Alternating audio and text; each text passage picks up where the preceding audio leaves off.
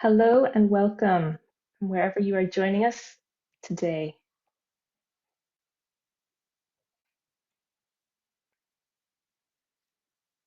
So my name is Fiona Waters and I am the Community Engagement and Outreach Officer here at Retina International. On behalf of all of us, we'd like to extend our warm welcomes and thank you for joining us here today. So this webinar is called IRDCOUNTS, the cost to well-being when living with an IRD.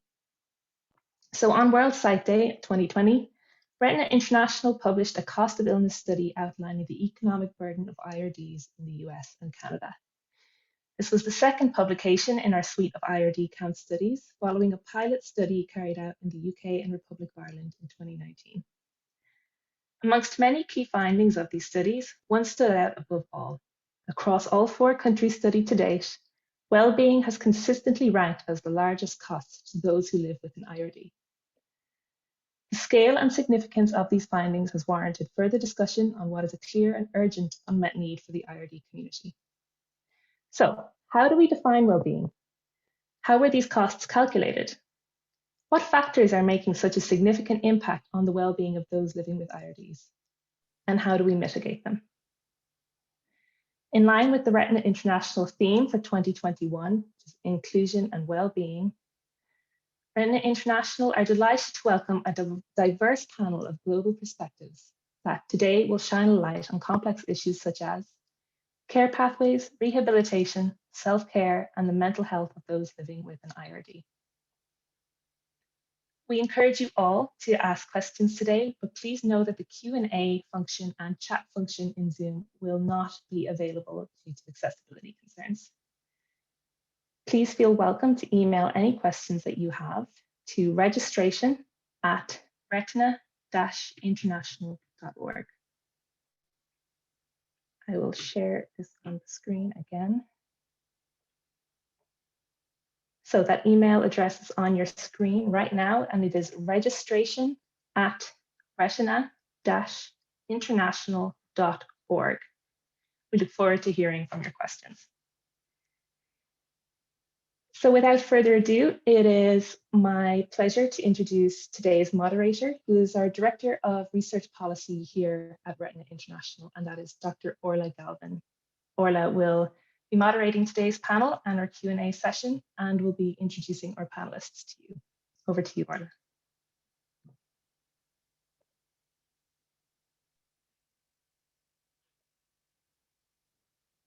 Thank you, Fiona. So as Fiona has mentioned, today's topic is well-being and living with an IRD. And this topic came about because indeed the data from studies in 4 countries, the USA, the UK, Canada, and the Republic of Ireland, assessing the cost burden of IRDs, discovered that the greatest cost type in all 4 studies were those attributed to well-being. So we've previously spoken about the financial aspects of those reports, and the reports in full can be found freely online on the knowyourcode.org website. Today, however, we wish to reflect on and consider what this impact on well-being actually means to individuals and families affected by life with an IRD. I'm just going to show you a slide that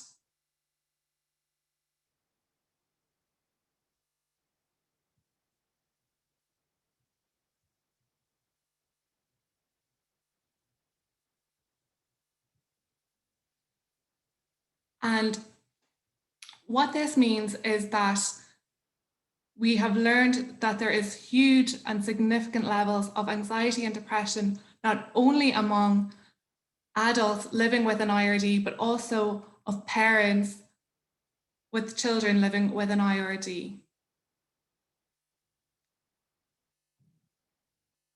So we're joined by our panelists today who will discuss from different perspectives the various key stages of living with an IRD, stages where well-being can be severely impacted, and what rehabilitation and supports are available.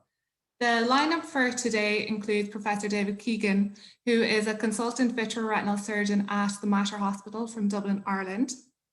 We have Dr. Carrie Branham, an ophthalmic genetic counsellor from the University of Michigan and the Kellogg Eye Institute in the United States.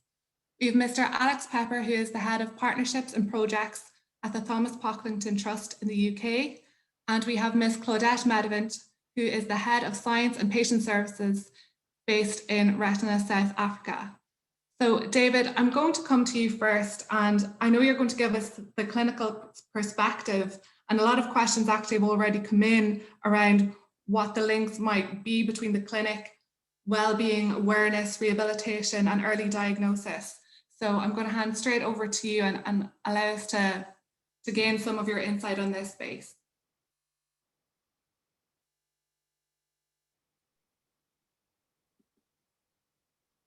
Great. Orla, thank you very much. And Fiona, I really appreciate the invitation to speak at this event this evening. And I think it's always a real privilege if you're asking a clinician to come and talk about patients' perspectives, because that's really what's at the heart of all of this.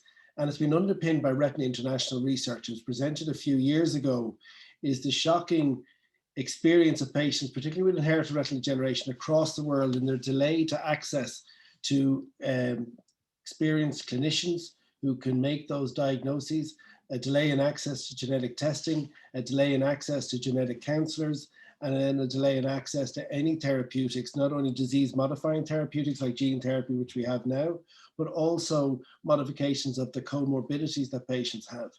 So that's a key bit of work that Retina International has brought out and then was built upon in the work that Orla has just referenced there now.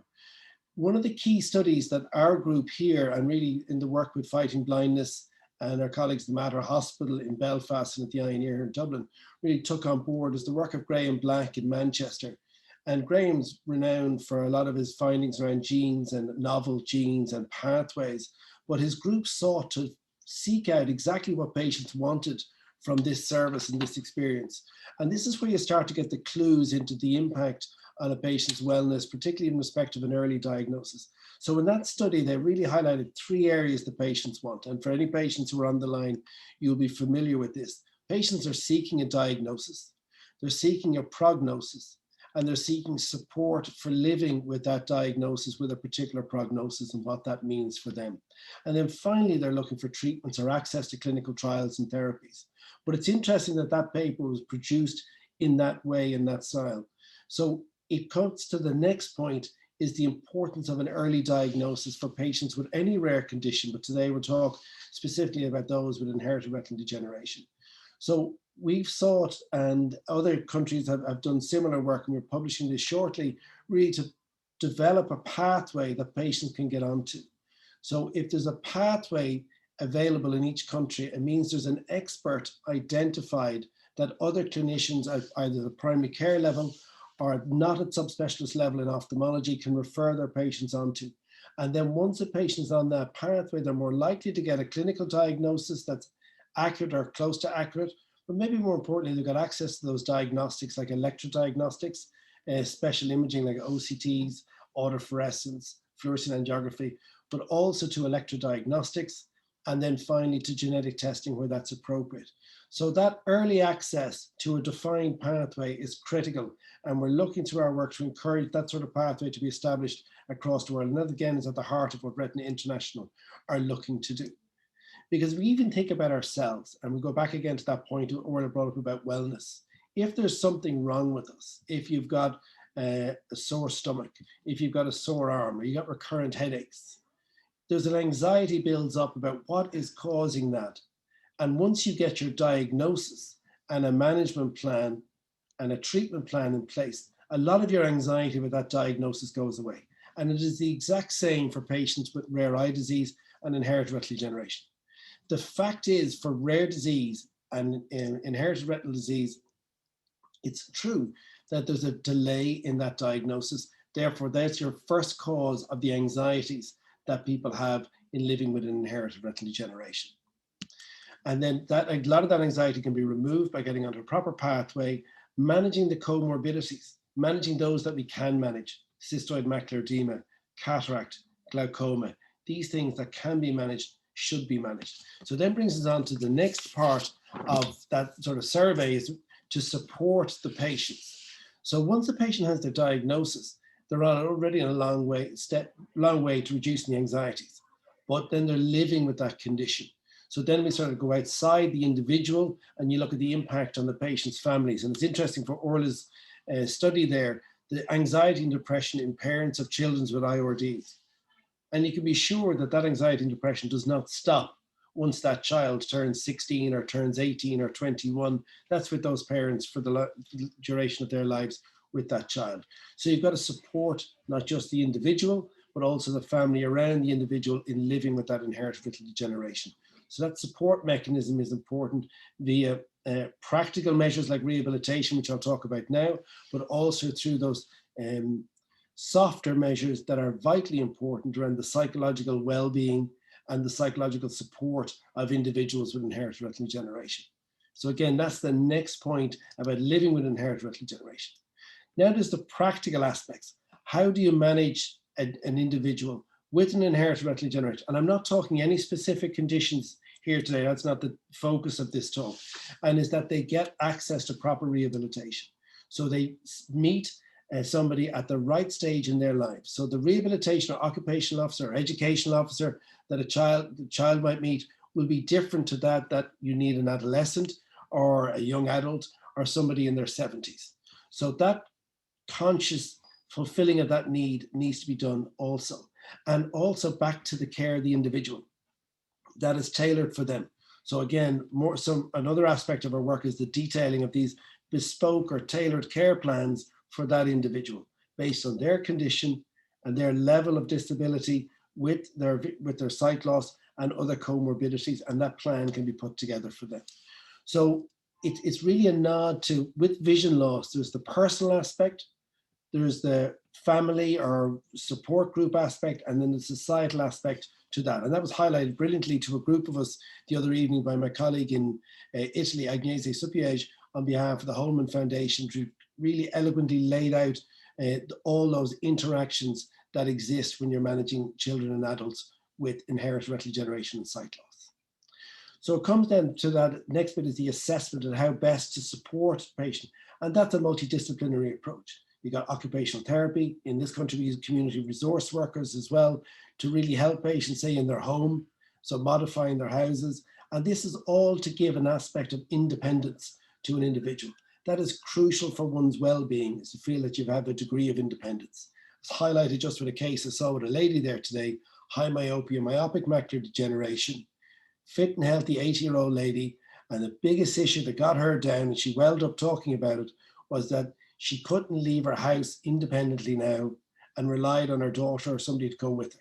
And that loss of independence really cuts to people's sort of sense of one's self-worth and independence, and becomes very, very important. But I want to just finish up on talking about the concept of an eye clinic liaison officer, which was introduced in the UK through the Royal National Institute for the Blind and was declared the key introduction of the ex-president of the RNIB. We've embraced it here in Ireland, and I know it's sort of coming in that format in other parts of the world. The eye clinic liaison officer is a crucial individual now in our clinical service. They sit in the hospitals. They don't sit in another agency or away from the hospital to be referred. They're there available for patients with vision impairment and sight loss to see straight away. And the eye clinic liaison officer is like a traffic warden to guide patients to the right psychological support services, educational or employment support services, social support services in around finances and entitlements. And they're a vital link between the hospital and all the supports that individuals need in society. And let's be honest, for any doctors on the line, this is an area where we really lack and we don't have that knowledge. And clinicians can manage this badly when we don't have an expertise in something. We move past it fast, and too fast often for our patients. So the eye clinic liaison officer has become critical in maintaining that well-being or giving patients a sense of support right from the beginning. And then finally, it's just again to highlight that interaction and the need for a care pathway that's crucial, that road to an early diagnosis. Develop the pathways in your countries, that the primary physician or ophthalmologist knows where to send a patient with nystagmus, poor vision, is not fixing and following if they're a child, or if they're struggling with their vision if they're older, their compressed visual field. They know there's a clinic or a pathway and that should be identified via Orphanet, or in Europe, we got the European reference networks that concentrate that expertise. And then you're more likely to get your rapid diagnosis, a rapid investigation, suitable genetic testing in that environment. Then you get your genetic counseling. I'm not going to speak, if Carrie's going to be talking later on about that and how important that is. And that to achieve that quickly is vitally important for patients. And then all the other aspects that I talked about there earlier on. I'll leave it at that and I'll take any questions now or later on. But I hope that sort of has given a flavor of what we're looking to do, and Orla has achieved what you were looking to. Hi, David. That covered everything perfectly. And in fact, you have answered one or two questions that did come through. We will take a full-on question and answer session at the end. And we will also disseminate, when we release the recording of this, some of those resources that you've mentioned there, David, including Orphanet and the ERNI. The iClinic Liaison Officer is a skilled profession that has a lot of key focus that is absolutely desperately needed across the globe for those living with retinal conditions. But another vital resource that doesn't exist in every country is going to be our next speaker, a genetic counsellor. So Carrie Branham, I'm going to hand straight over to you, and we're absolutely delighted to have you with us today. So would you, Orla, would you like me, shall I just share my screen then? Would that be best, do you think? Yes, thank you so much. Okay. So bear with me for just a second.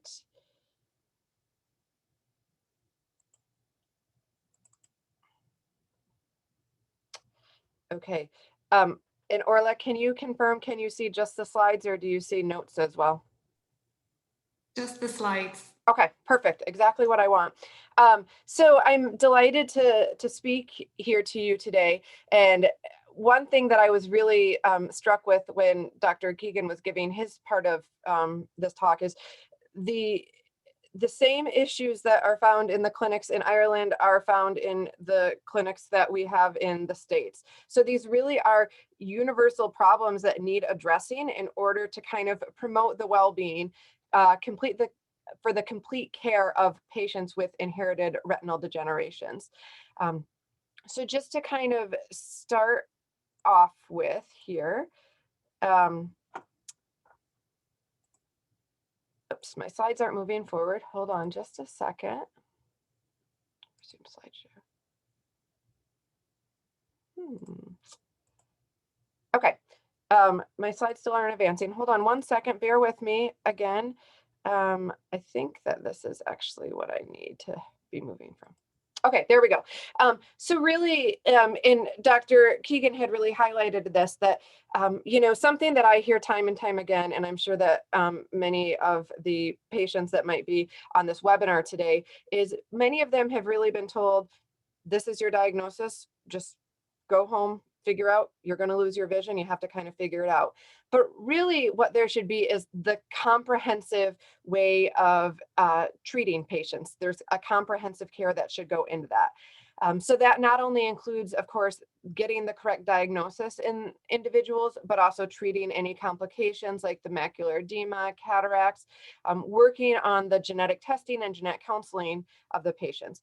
But that, of course, is really only one aspect of it, because everybody who's affected with these conditions, they have to go home and live their life.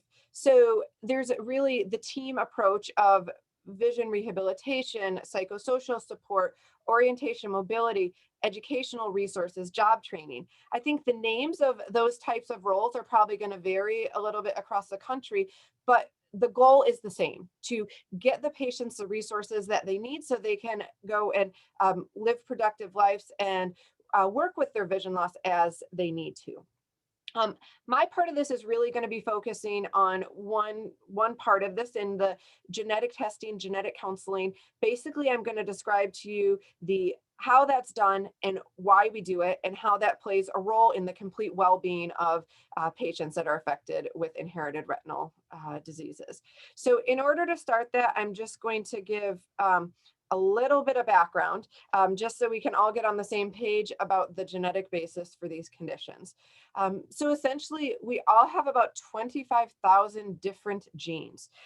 The genes reside on the chromosomes, And those individual genes will play lots of different roles in the functioning of our health. There's lots of different genes that help our heart function, lots of different genes that help our eyes function. And if you have a mutation or a pathogenic change in one of those genes, then you can be affected with a different genetic eye disease. So that can be retinitis pigmentosa, Stargardt's, Usher syndrome, kind of the whole gamut of different inherited retinal conditions are all caused because of a gene that is not working in the proper way. So one of kind of the first steps in making the diagnosis, you need the clinical aspects of the ophthalmologist making the diagnosis, but then the next step is to get the genetic diagnosis. So in order to do that, lots of people kind of think it's a kind of amorphous, wild process, but it's really actually pretty easy. It's a process of, first of all, generally a blood or saliva sample is collected from a patient. The DNA, the genetic information, is extracted from that particular sample that is provided. And then the lab will do an analysis. Essentially what they're doing is they are looking for any genetic abnormalities or differences between a patient sample and a reference or normal sequence that they have. And they're looking for any abnormalities that may cause the gene to not work in the proper way and give us a genetic explanation for that. I can't think, actually, part of the most important thing that I'm going to be talking to you about today is why is genetic testing done and why is genetic testing important to patients and kind of that comprehensive care that we're talking about. So kind of one of the most important reasons that this can be done is to confirm the diagnosis. And this really will help the clinician to understand exactly what is going on with the patient. It sometimes can be helpful. Some of the inherited retinal conditions can have overlapping symptoms, and it may not be exactly clear what the diagnosis is from just having the eye exam and having testing done in clinic. So sometimes it can be helpful in understanding the prognosis, so understanding what to expect in the future. In some cases as well, many cases of inherited retinal diseases, the eye findings are the only findings that are present, but sometimes there can be other health conditions that may be seen in some of these patients. And so it's helpful to understand if it's important to have screening done for other sorts of health conditions based on a genetic diagnosis. Another important part is understanding risk to other family members. This is something that's going to be really dependent on what is the genetic cause of who else in the family may be at risk. I would use the example of the category of diseases that we call autosomal recessive. That actually accounts for a pretty significant portion of individuals that are affected with inherited retinal diseases. But the risk to other family members may be relatively low if it's an autosomal recessive pattern of inheritance. Whereas other types of inheritance, such as dominant or X-linked, there may be a greater risk for other family members to be affected. Again, it can be pretty variable with this. And this is something that, kind of going back to the well-being aspect of it, this is something that can be very concerning. Some patients will really want to understand how much of a risk and who else in the family may be affected. One of the common things that we'll hear about from patients when they're first seen in our clinic is, are my children going to be at risk for this condition? So that's something that potentially, if the genetic cause can be identified, other family members may be able to be tested for that same genetic mutation. There's kind of a caveat that goes along with this, though. It is important to understand that even if the genetic cause of disease is known, other people in the family may or may not want to understand if they are at risk for this condition. For an example, if you have an autosomal dominant type of genetic mutation, that would mean that other family members, such as children, would have a 50% risk for inheriting that disease-causing gene and also being affected. Sometimes that can be a childhood onset for those individuals, whereas other times it may be that they're not going to develop the disease until adulthood. It may be something that some people don't want to know about. If they are at risk to develop this condition. In some cases, if there's no treatment for the condition, that may be something that they don't want to know about until maybe there's a treatment for it, or maybe they're showing signs of the disease. That can be really specific for individuals, how they want to know or maybe not know about their risk for this condition.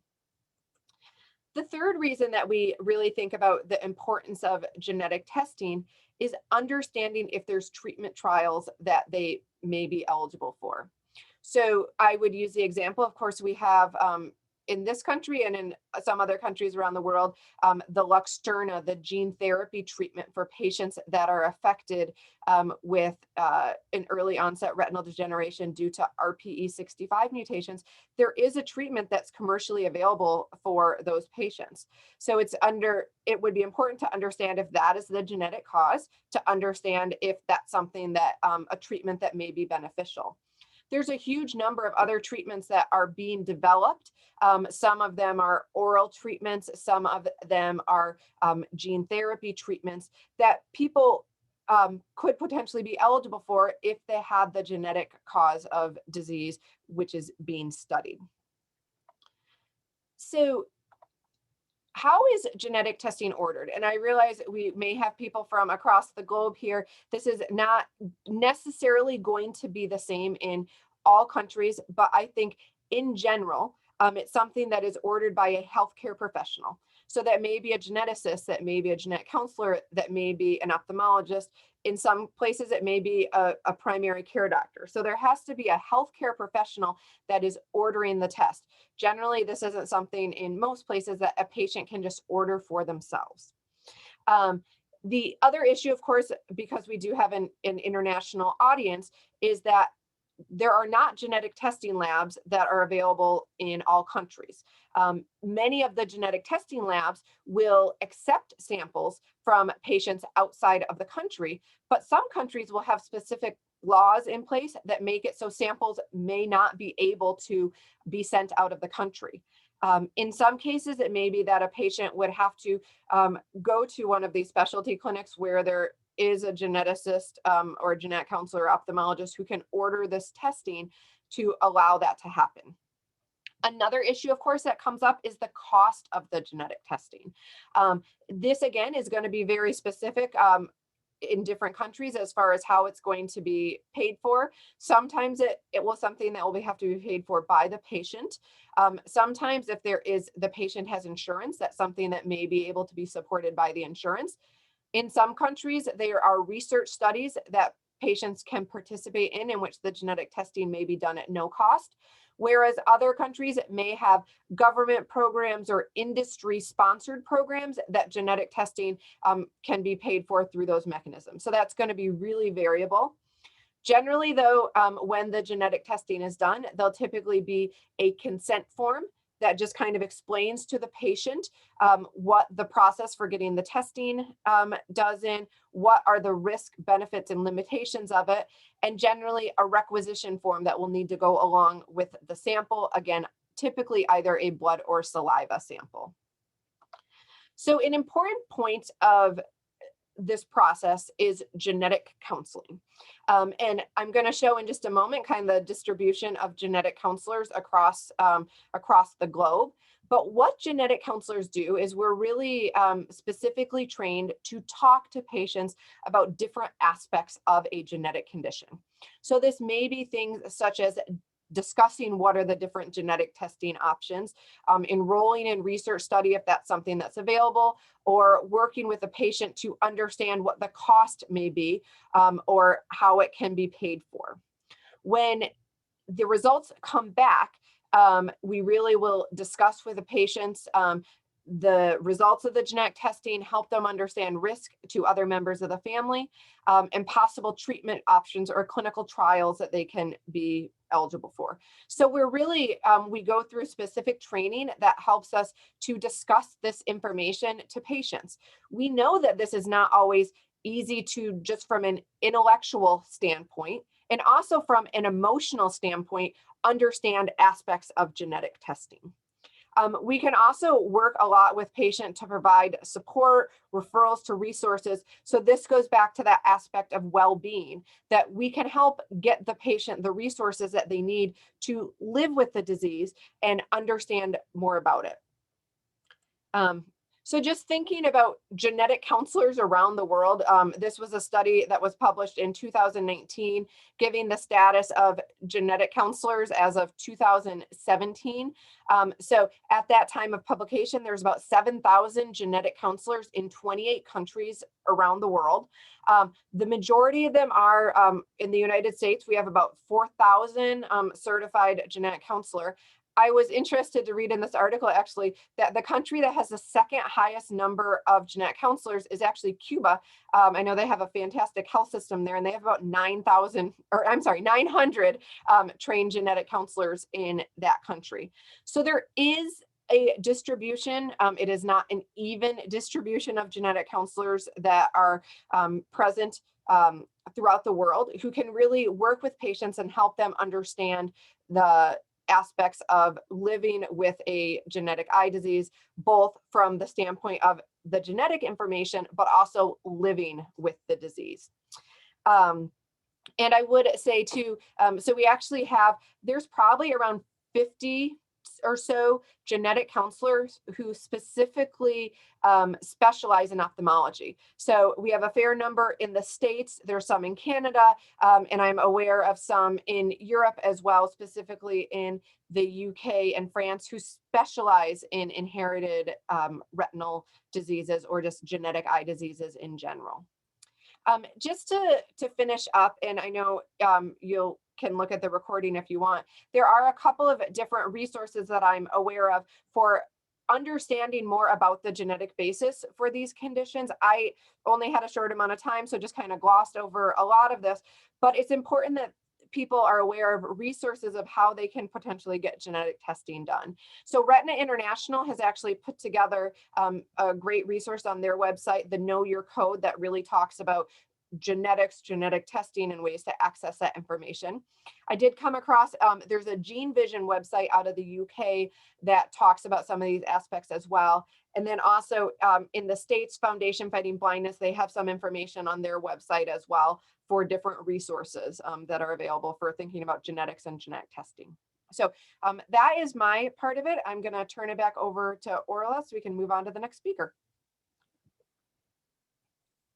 Thank you so much, Carrie. And in fact, a number of people had emailed in to ask, when it comes to genetic testing, who can request it. So thank you for very clearly showing the different routes that people can go. And in fact, as you have mentioned in your presentation, the number of people who may try to seek genetic testing from another country and the challenges that they face, and that in fact we have also heard of cases where when the sample cannot exit the country, that sometimes the person themselves absolutely has to travel to different regions across the world. So that's absolutely fantastic. To our listeners, I did notice throughout both David and Carrie's presentations, a number of participants are using the raise your hand function. So I might just take the opportunity to give you a reminder that you can email your questions in via registration@retina-international.org. So moving on from Carrie, I would very much like to welcome Alex Pepper. And as I mentioned, Alex works for the Thomas Pocklington Trust, but Alex also lives with a genetic retinal condition. So Alex, I'm going to hand straight over to you and allow you to tell your story.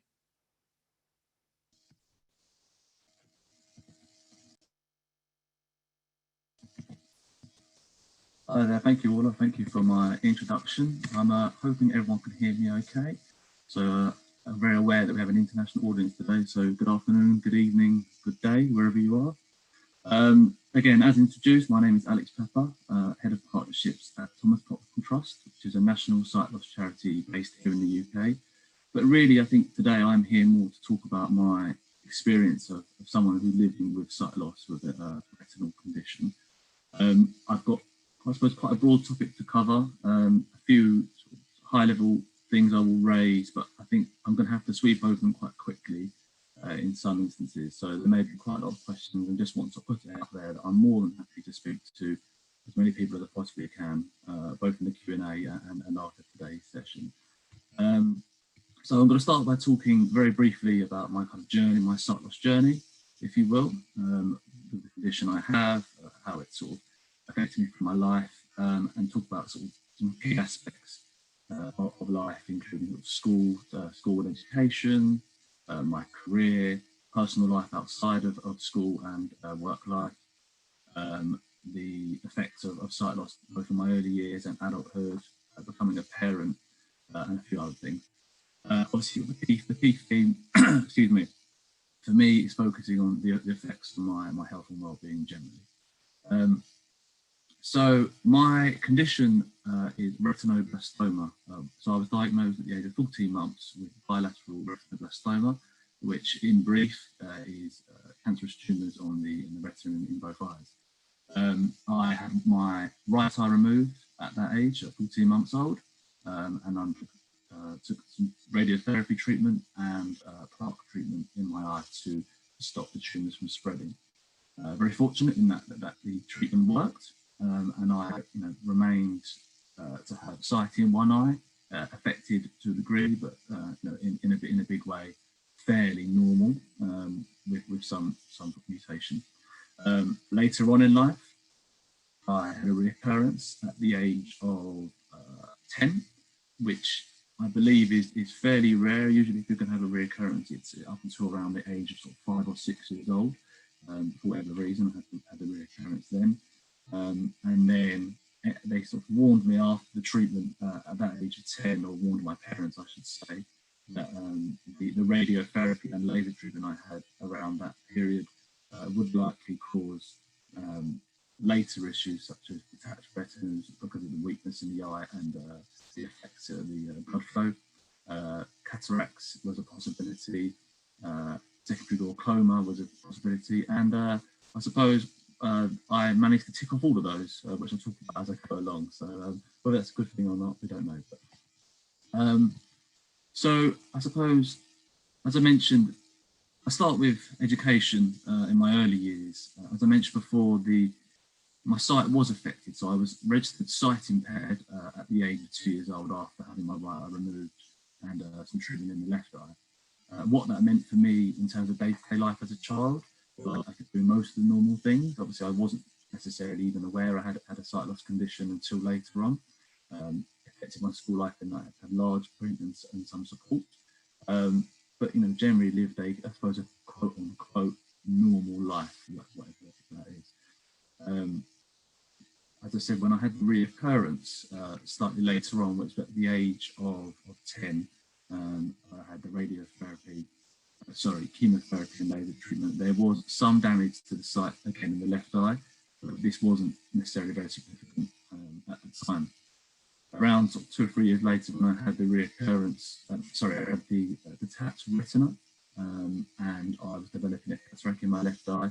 I was treated at the age of around 12 years old for this, and then I had a secondary tear in the retina at the age of 14, which I had to have the lens of the eye removed to also treat the cataract. As I said, I have a whole list.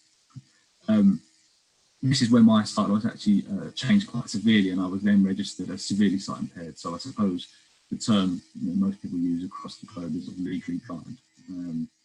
This took quite a lot of adaptation, and I suppose really when I felt the changes more than I had done as a younger person. Still continued in mainstream education, so there's obviously a hot topic in the sight loss community in the UK at least, and I imagine across the globe, is what's better? Is it mainstream education with some support, or is it a specialist education? And I would say, in brief, in my personal opinion, there is no one answer. I think that's very individual, very specific on the individual, and I suppose a decision taken by the parents. There is no right and wrong. Again, from my school life, mainstream education, coming up to sort of the end of my secondary school years or high school years. This is when really I was starting to think about the long-term effects of my condition, and I'll probably admit now that this is probably when it started to impact on mental health, my mental well-being, whether I realised it at the time or not. Looking back, I would say so. I, as I said, went to a mainstream school, so actually all of my friends were fully sighted, fully able, and they were looking at careers that I would have liked to pursue, which perhaps a tradesman or certain other careers in finance or banking industry, and I sort of recognised that I couldn't do a lot of those for obvious reasons, and it started to impact my mental health quite a lot. And it made me feel very unsettled about what the future would hold for me. So outside of school, outside of secondary school, and into kind of my later teen years after school, what kind of life did I live with someone with a visual impairment? I suppose the summary line is that I tried to live as, again, quote unquote, normal life as possible. I was trying to do all the same things my friends were doing, all good and bad. Some I will mention, some I perhaps won't.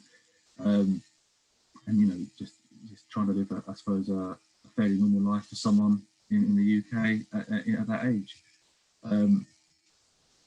When I then left school and felt, as I said, quite unsettled about the future, I did have a period of, again, not knowing what to do. I'd become quite disengaged with education because I had always felt like the odd one out in the class because I had a support assistant, or I was using a laptop rather than writing by pen, using large text or magnifiers, and it just, as I said, put me off. I'd almost, I suppose, had enough of education at that point. But also at the same time, I didn't know what I wanted to do career-wise, and actually, I think the biggest issue at the time is I really wasn't aware of what support was out there. In the UK, I imagine it's the equivalent across the globe in most of the countries that are watching, and we have something called access to work support. This is support for people who are in work, where you can have the government will pay for the entire cost or a portion of the cost, depending on your employer, of equipment that can support you in your role,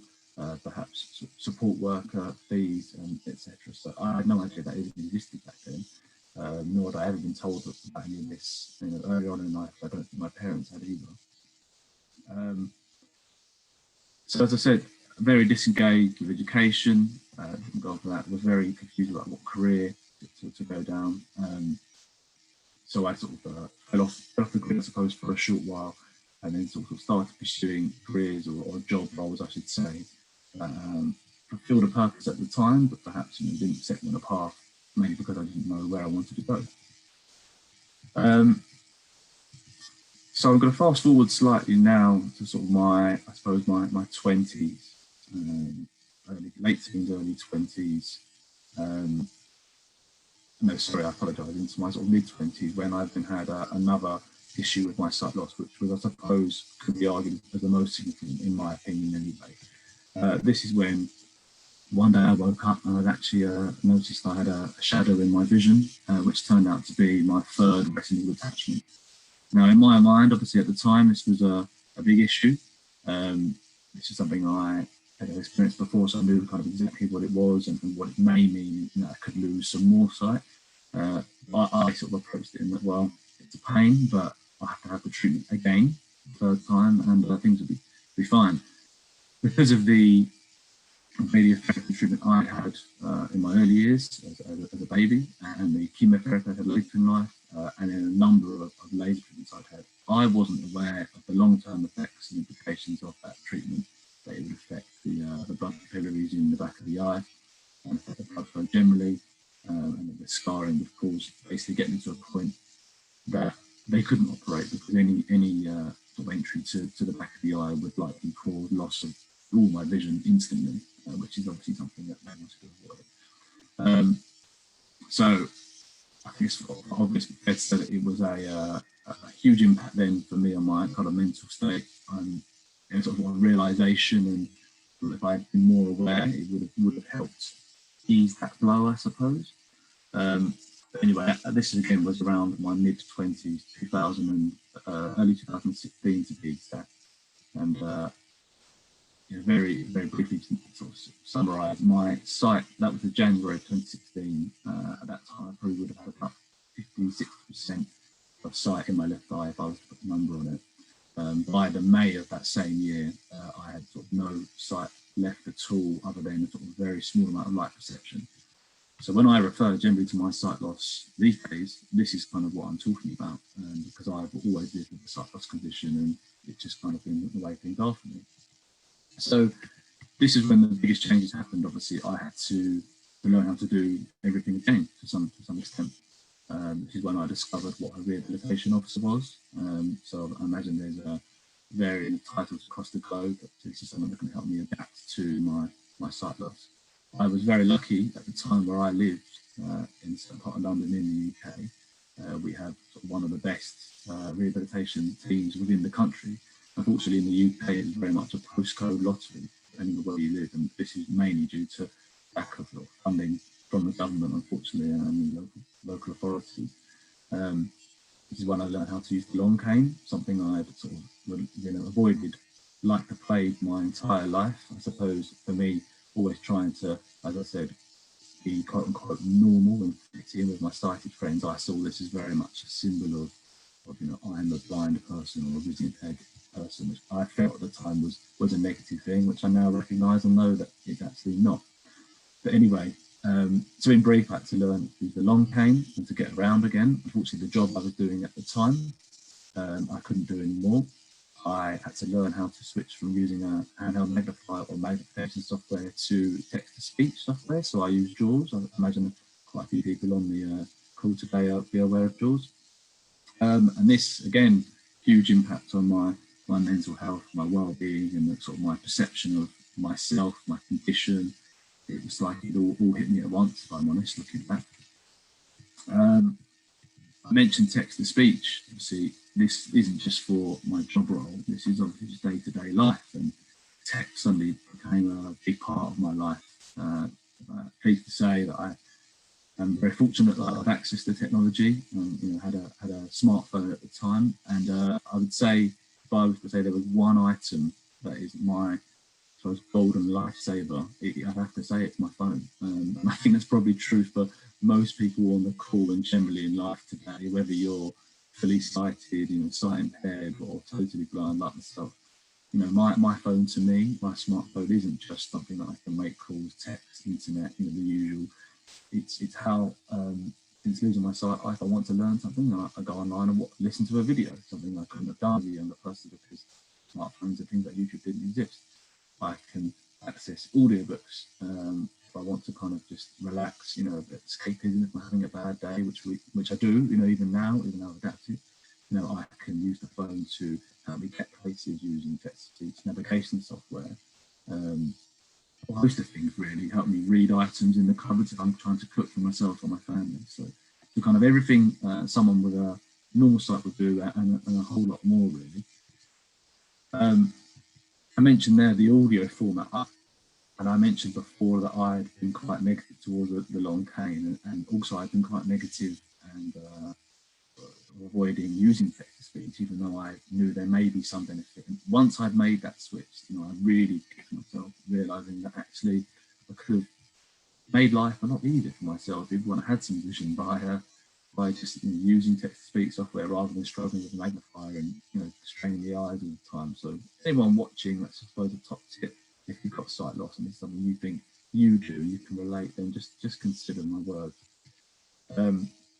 So I mentioned learning the long cane and getting around with the long cane, something I suppose I'm pleased to say I adapted to fairly quickly. Not that I enjoyed it, even once I learned it, I still had some anxiety about it. And I think actually, if I'm honest, if I used the long cane out and about now, I still have some anxiety about it.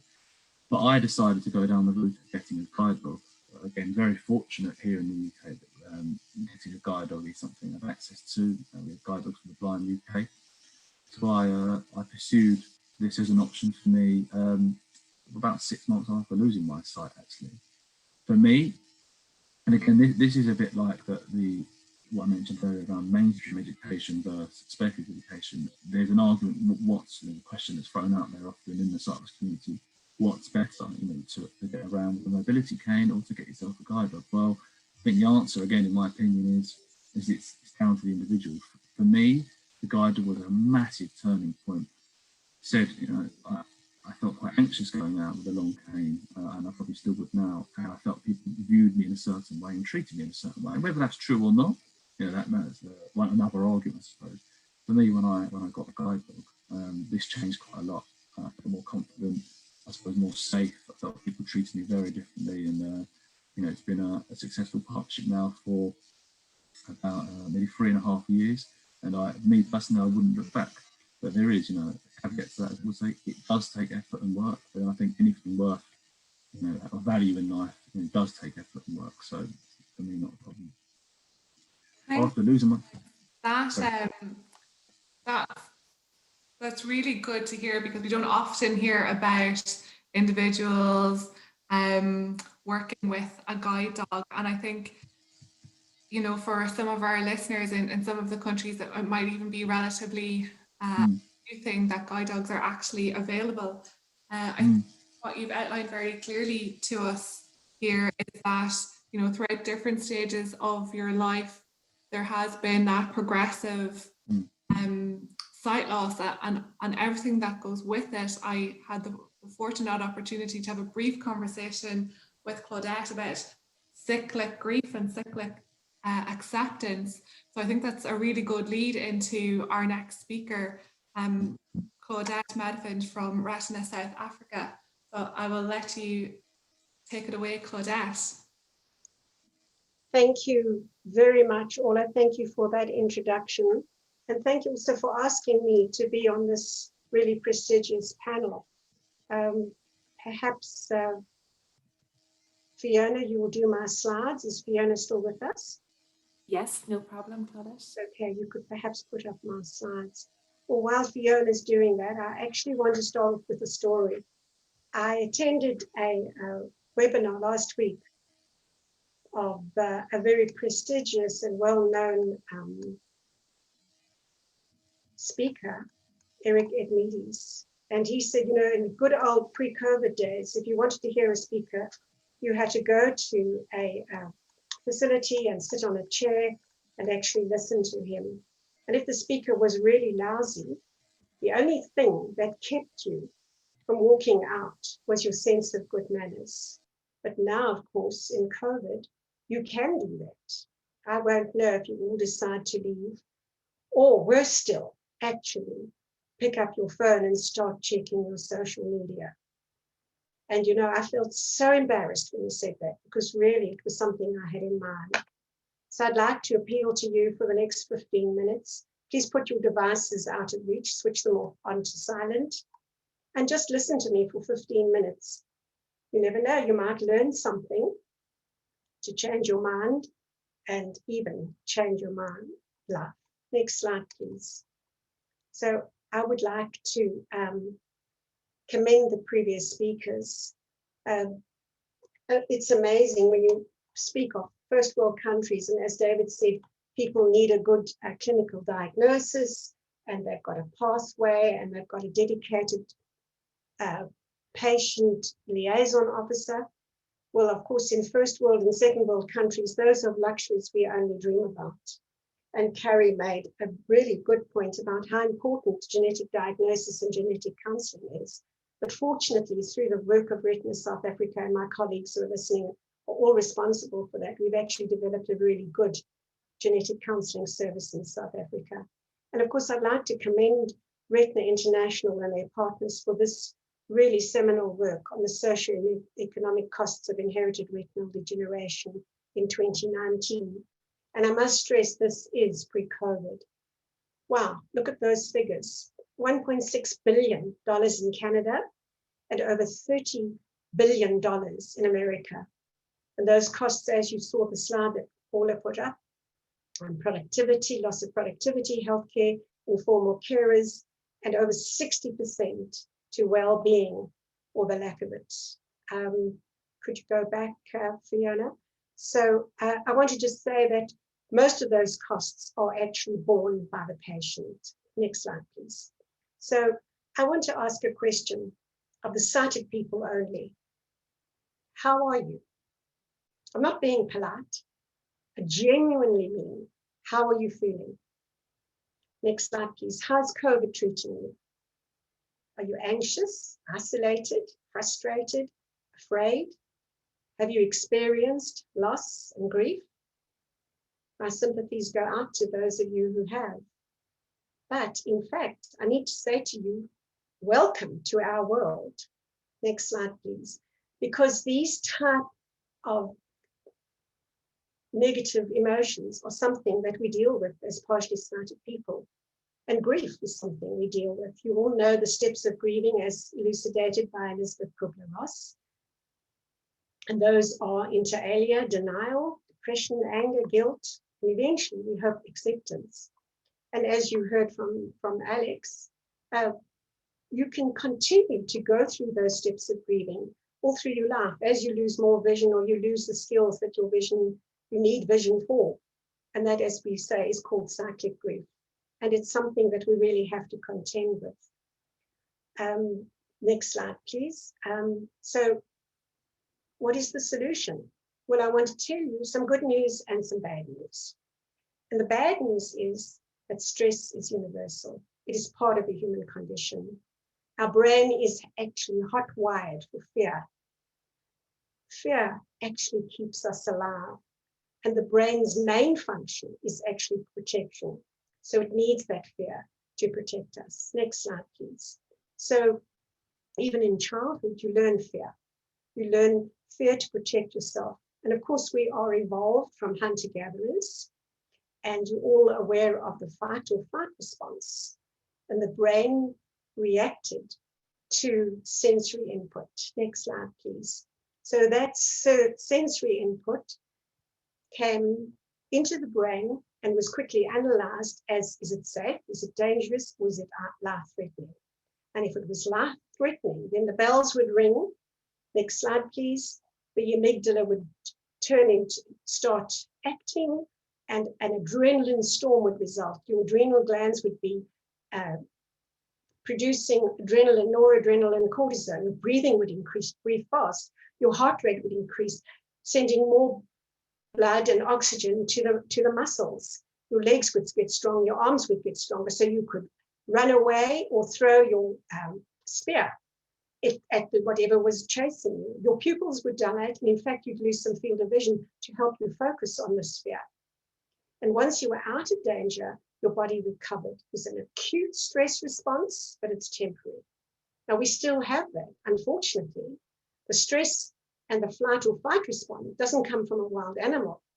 It's usually from your spouse, your boss, or the man on the highway who's actually cut you off. And the last thing you can do is actually turn around and hit them or fight with them.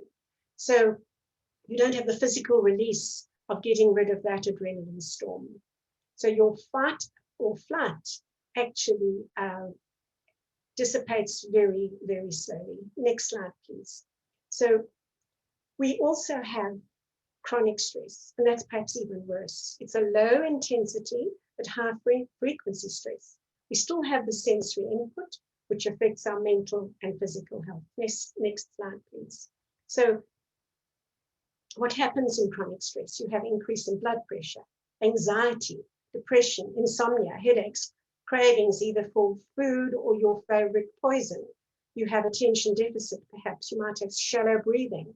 Your digestive health is affected, your immune system, your inflammatory system, and even your libido. Next slide, please. So what can we do about it? Well, as we said, we cannot control that sensory input, but the good news is that you can control your response. Next slide, please. So how to change your mind? Well, you have to start with the basics, like lifestyle. You need to move more. And I don't expect you to go out and be a marathon runner because you set yourself impossible targets, you'll fail, but just move more. Walking, jogging, swimming, yoga, of course, is my passion, so I always recommend that. You need sleep.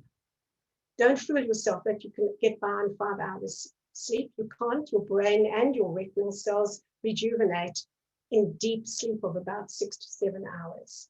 You need a healthy diet, mostly plant-based, and cut out refined carbohydrates and fat. Meaningful relationships go a long way to helping to change your mind and your state. And you need novelty. Your brain likes new experiences. So, you know, you hear that old adage, learn something new every day, and that keeps your brain functioning healthily.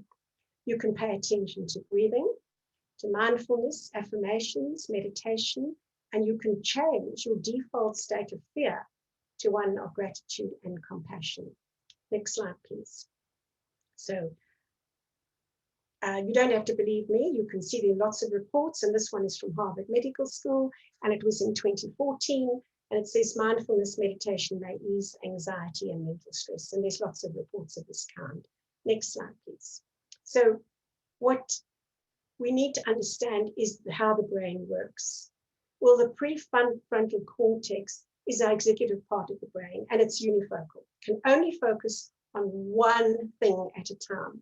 So you clever ladies who think you can multitask, I hate to disappoint you, to tell you, you're not multitasking. What you're doing is microtasking, and you're switching your attention between two tasks, and in fact, paying full attention to neither. So forget about that. With repetition, you can access the subconscious mind, will have a tremendous effect on your executive part of your brain. And if you want to do something, you want to change the way your brain works, you need 3 weeks of repetition, because the brain is capable of neurogenesis and neuroplasticity. Unfortunately, retinal cells we know are not, and we know there are many very clever researchers who are trying to create neurogenesis and neuroplasticity in our retinal cells, but the brain, it happens even well for all of you whole of your life. Now I would like you to actually to just teach you something very quickly. So if you'll bear with me, I want you just to close your eyes, okay?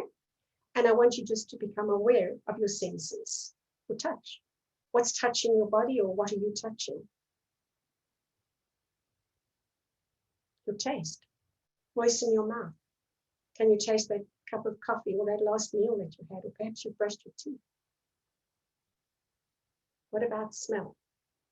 Can you smell anything in your room or your surroundings? Your wet dog, your hungry children? And hearing, besides the sound of my voice, can you hear any other external sounds? And I want you now to half open your eyes and see what can you see. You can see the slide possibly, and you maybe can see me. So be aware that 80% of your neural impulses to your brain comes from vision.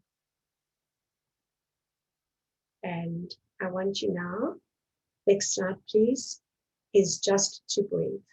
So keeping your eyes closed, I want you to put your dominant hand on your tummy, and using only your nostrils for both the in and the out breath, I want you to breathe in and take that breath all the way down to your diaphragm, to your hand. And as you breathe out, control the breath with the back of the throat. Keep your eyes closed and breathe. Right down to your tummy and out through the nostrils. And perhaps the next breath you can deepen and lengthen.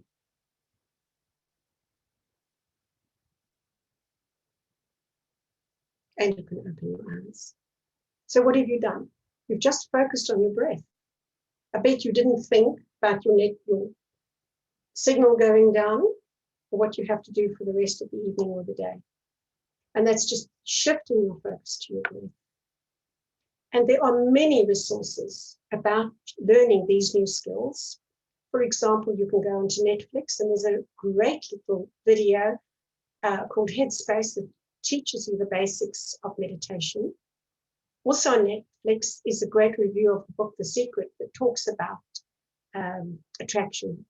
And of course, you can always ask Dr. Google to introduce you to people like Tony Robbins, who's the father of neuro-linguistic programming, Deepak Chopra, who's wonderful with his meditation, John Kehoe, can you go back, please? I think it's my timing that's out.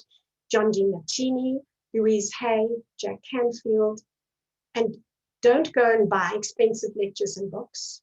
First go and hear what they have to say on podcasts or webcasts. Find out what their message is, what resonates with you, and then try and get some of their works.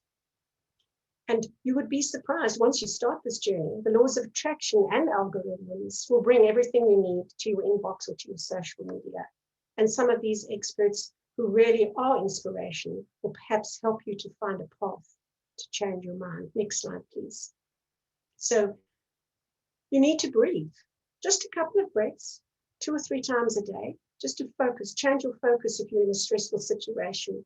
Changing your breath can change your focus and break a state of stress immediately. Mindfulness, cultivate mindfulness in everyday activities. When you're brushing your teeth, be aware, totally aware of how you're brushing your teeth, whatever little tasks you're doing. Affirmations are wonderful. They must be present and positive. An affirmation like I am calm and relaxed, repeated on the out breath, will actually change a state of stress to a state of calmness and relaxation. Meditation can really be a life-changing journey. And you need to change your mindset from fear to gratitude and compassion. Think of something that you are grateful for today. And when you do your breathing, just on the out breath, say, thank you for whatever it is. And I promise you, if you do this repeatedly, you will change your mindset, change your default from fear to gratitude. Next slide, please. So this is a picture of me doing a fire walk, which I did when I did my first NLP course. And when you do the fire walk, it really does show you, and it teaches you that you can overcome fear. And when you overcome fear, it changes you completely. In fact, so much so that in the other photograph, you see me in the Amazon. Regardless of the fear of caimans and piranhas, we went swimming with the wonderful pink dolphins. And that in itself is really a mind-changing experience. So I'm going to finish with a yoga greeting that actually means universal peace. But this is for you. Om Shanti. Thank you very much.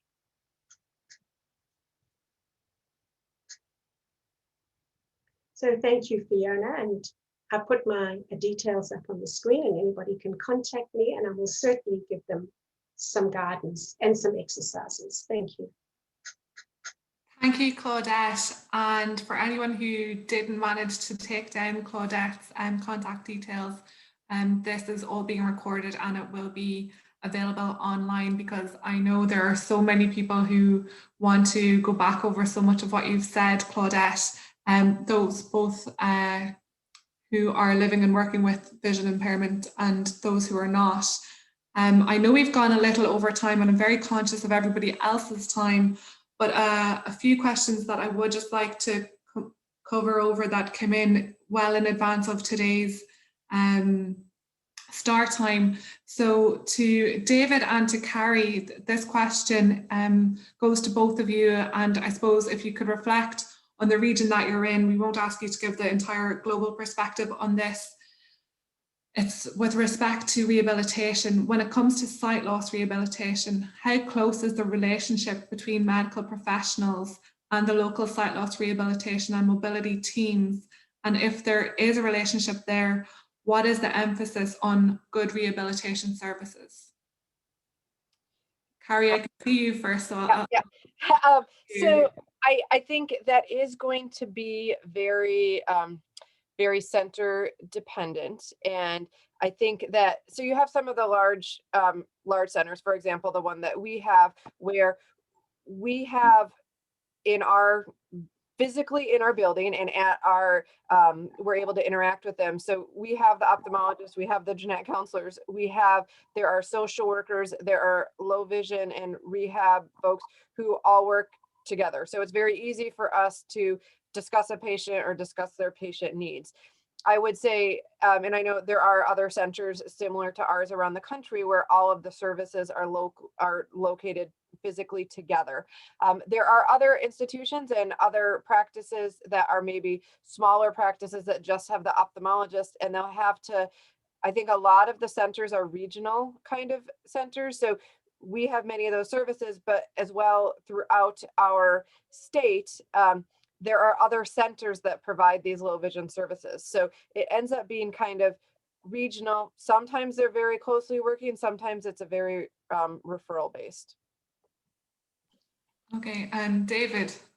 Yes, I think Carrie's really given the good answer there. It's quite variable. And I think for clarity, I've presented a pathway and a system on behalf of Ireland that is just coming into place. And I think if we're really being honest and full disclosure, we haven't got this firmly embedded. So up until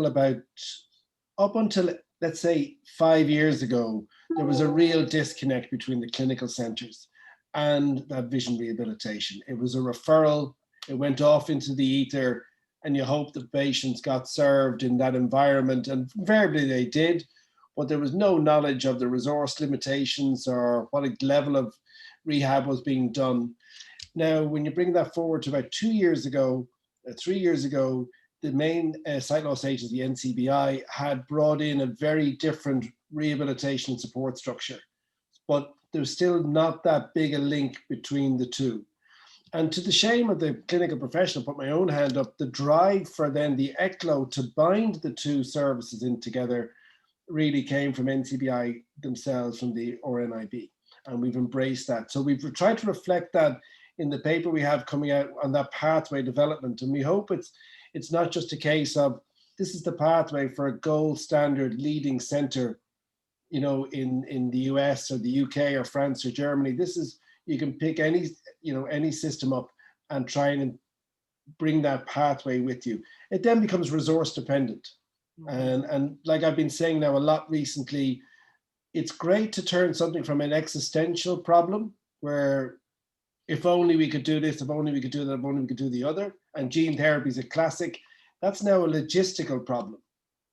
And that's where I think we're in that phase. If we just get our heads around it, lay it out on a page, and we can get that greater integration. Because I think the situation in Ireland over the last few years is probably more reflective of around the world. And I see that in talking to our colleagues through the European Reference Network. I know I don't want to keep dropping in names, but I think a lot of people on the call will be familiar with it. So that's exactly what we're finalizing, a survey to look specifically at low vision and rehabilitation services across Europe. And the goal of that survey is to look at the variability in practice across Europe. So see where everybody is now, identify the gold standard practitioners, and they'll come out of a center like Carrie's or Tübingen or Paris or London, where they've got all that integrated care under the one roof. And then we provide a platform and a pathway for centers that don't have that to then bring that to their management and to their payers. So now again, we've gone from an existential to a logistical problem, and they get that funded. So that's what we're looking to try and do. I hope that I kept it general enough, and there's, yeah, I'll leave it at that.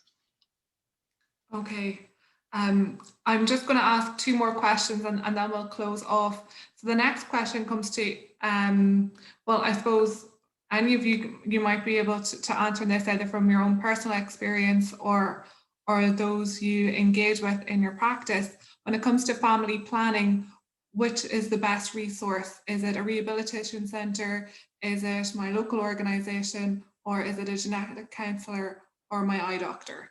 So, you know, do you get asked about family planning when it comes to genetic conditions? And Alan, you might want to jump in here as well. I'll leave Carrie answer that one. I'm not going to dare. So I can start. I think as a genetic counselor, I think genetic counselors are probably going to be very good resources for that information. But of course, the limitation that goes along with that is, as you saw from my slide, there's really about 7,000 genetic counselors kind of worldwide who are out there. That works fine if you're in the United States. If you're elsewhere, they're not quite as accessible. And so I think many physicians do have some idea, although kind of one of the hallmarks of genetic counselors in our training is we're really non-directive in the way that we speak with patients. I think that may be true for many clinicians, although not necessarily true. So really, we just kind of try to lay the facts out of this is what's going on. This is the chance for other people in the family. These are your choices that go along with that. But the knowledge of ophthalmologists and things like that is going to be very variable as far as their experience and information that they might have on that. I'm speaking partly, you're the physician, Dr. Keegan, but I'm not sure if that would be similar to what you might say. I just to absolutely back that up, I think it's a case of It's only when you really get involved in something you realize how much you don't know. And the more we've evolved and developed our pathway, the more ignorant I feel about the nuances of genetic counseling and clinical genetics. That have just come absolutely clean. And I found myself, I'm backing away more from conversations now than I may have done 4 or 5 years ago. Now, 4 or 5 years ago, we didn't have as much access to that resource. But no, I really feel that is the territory of the genetic counselor. And we've had our fingers burned, and I've presented on things about thinking, and it was a certain inheritance pattern. And I gave a talk at the ERN on this. I think it was an X-linked condition. It looked like it was X-linked, and we had talked to the family, and then the genetics went back, and it's autosomal dominant with variable penetrance, and that's a very different. And that's a difficult conversation for an untrained clinician to reverse out of. So the genetic counselors are the experts in this, and there's more to this than dominant recessive X-linked. Anyway, I'll leave it at that. Thank God. Yeah, I'm just going to jump in here. I think it needs to be a team approach, and I don't think we can actually ignore that the peer counselling of parents and families who've gone through this. I think our voice also needs to be brought to the table, and I know we do need accurate diagnosis, and we do need a good genetic diagnosis, and we do work with our genetic counsellors. But I think the peer counsellor voice should also be taken into account. And Alex? Yeah, I'll go for 4 out of 4 of the speakers. Just quickly, from personal experience, I didn't quite have a chance to speak about. I've gone down this path myself in the last few years, having my own child. Sorry to cut across you there, but can I ask you just to speak a little more slowly? Sorry. English isn't necessarily their first language. That's fine. Yeah. So just from that sort of patient point of view, I think David touched on it there. I think it's very important to know who the right person is to ask about something related to your sight loss, and then when it comes to kind of the genetic side, it's very important to know where to go. And speaking from experience, as someone who's gone through this pathway in the last few years and having my own child and go through PGD treatment, I think it's important to mention that you don't need to wait, or you shouldn't wait until the point where you're wanting to have children or to know more. It's important to understand the options as early as you can, because I wasn't aware myself that there was so many options out there, and then there was some kind of, I suppose, quite big decisions to be made. So. Alex, can I just ask you, because I'm sure I'm not the only person thinking this, you mentioned that you didn't know about the different options. So who is it who made you aware, or did you start looking to find information on what your options were? So I asked my ophthalmologist during a routine appointment, and like David said, he sort of very swiftly pushed me on to the genetic counselling professionals, and rightfully so. And I'm very fortunate I had access to genetic counsellors in London. And then I saw them, and like Carrie mentioned there, it was a very informative conversation with absolutely no direction, because it is a big decision and there is a few options, and there's various routes you can go down, and there's no right or wrong, I suppose. Absolutely, and it's always really good to know what your options are. I'm just going to move on to the very last question very quickly. So the question, it's a statement and a question. Patients have been listening for a long time that research is our hope. However, Luxturna is available, and it's difficult that some countries make it available, that some countries do not make it available because of the cost. So money is a huge problem to cure people with a specific IRD. What are your thoughts about this? So I suppose, David and Carrie, I might come to you. For some people, there is this level of hope that's presented to them, and then for whatever the reason may be, whether it's reimbursement or delay in approval at a local level, what can you maybe say to those people, or have you come across this? So I would just say I agree completely. It's a tremendous issue. I don't have more of a solution or a suggestion for it. You know, I think especially these the treatments that are intended to treat a limited number of individuals, they are very costly, and especially we've actually had we're one of the treatment centers in the States, and we've actually had quite good success with getting insurance coverage, but that's hugely frustrating for people who don't have it available in their country, and the price tag is it's cost prohibitive. And so I don't honestly know what more, except we as providers do share in the understanding that it's challenging for patients. And I guess, you know, we're always wish that we could do more to help a broader, as broad of a group of people as we could. But I don't know if I have more of a solution than that, except to share in the pain. So I wonder, David, I wonder, you know, would access be something people might consider participation in clinical trials to get any access quicker? Is that something that people ask about even, or? It's a very good ethical question, but people just have to remember, I'm conscious of a number of patients on this call. It is a clinical trial, and you don't know, we're just about to start a trial here in X-linked retinitis pigmentosa, and you randomize to immediate treatment or delayed treatment. And in previous studies, you randomize to a particular dose. And now we know when it comes out to phase 2, some doses are more effective than others. So clinical trials aren't straightforward. So in an ideal world, you're waiting for the approved agent like Luxturna. But remember, the first patients were treated with RPE65 replacement gene therapy in 2005, 2006. So, I mean, they were first, but they were at a particular dose. And then you sort of say, well, did they get the right dose? It's that balancing act of when do you choose to go? And, you know, a lot of inherited retinal conditions are slowly progressive conditions. And I saw a gentleman yesterday with RPE65 biallelic disease. It's very slowly progressive. And he said he's probably going to sit tight and wait. And then on the other hand, we're seeing children who are severely affected. Look, going back to that issue, the scientists have done their job. The clinicians, the clinical researchers have done their job. It's now over to the health policy people about approving the drugs.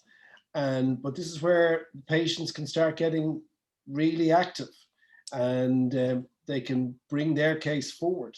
So I think a lot of that frustration that the patient population feel, and I'm not a patient, so if I speak out of turn, please come in and correct me, but there's something that they can do. We're now down to a financial problem. It's the whole thing like automated cars. They're very expensive, or electric cars. Sorry, electric cars are very expensive. It's not really part of our strategy for climate change, but they have to start. And then gradually now we're seeing the tipping point is just there. There's an article in the Financial Times recently. We're just at that tipping point for the price of electric cars, where they mass adoption of them. They're predicting about 2023. So the first of anything is always very expensive, and then it gets over the line. And so that's where we're at with this. To get this over the line, we're going to need patient engagement. The patient voice really needs to be heard now. It really needs to be heard that this makes a difference, because clinicians and scientists are not enough at that point in time. So that's how you can tackle your frustration. And you know, the globe is not an equal place. As much as we would love, we're seeing it with COVID, we'll see it with this. And but what I find frustrating are sometimes the disingenuous arguments for not approving something that sticks in the craw. Just say you can't afford it, and you can't afford it. Sort of using other things, or we're looking at the efficacy. I don't buy that argument. If it's good enough to be approved in Britain and the US and France, it's good enough to be approved in Ireland and Slovenia and Romania and wherever. So let's have honest discussions about it. But look, it's just great that we have it here. It's the first of a number, and the price will come down. Absolutely. I just would like to take the opportunity to thank all of our panelists. I know we've run over time, but just to let you know, there was a global absolute craving for all of your participation. It's the highest number we've had registered for any of our webinars. 175. So thank you so much for your participation. I'm sure people are starting to get braver and more questions are coming in. So if we can maybe condense them into shorter kind of questions and group them together, would it be all right to maybe send some of them on to you? Absolutely. Of course, yeah. Thank you, Orla, and thank you, Claudette and Alex and Carrie, for sharing your talks. I really enjoyed them. Thank you. Thank you very much. Thank you all.